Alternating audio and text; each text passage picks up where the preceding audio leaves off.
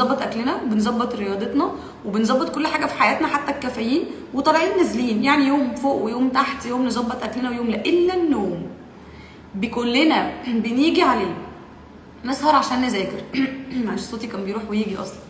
نسهر عشان نذاكر، نسهر عشان نخرج، نسهر علشان المي تايم اللي ملحقناش نعمله طول اليوم، نسهر عشان نقعد مع اولادنا، نسهر عشان نقعد مع قرايبنا، نسهر نسهر نسهر نسهر، وفي الاخر نقوم قايمين بدري قوي عشان نلحق اللي ورانا. مين اللي اتظلم؟ النوم. بس هو في الحقيقه اللي اتظلم يا دكتور مش بس النوم، اللي اتظلم صحتنا مع النوم، لانه قله النوم بتاخد من رصيد الصحه على المدى الطويل.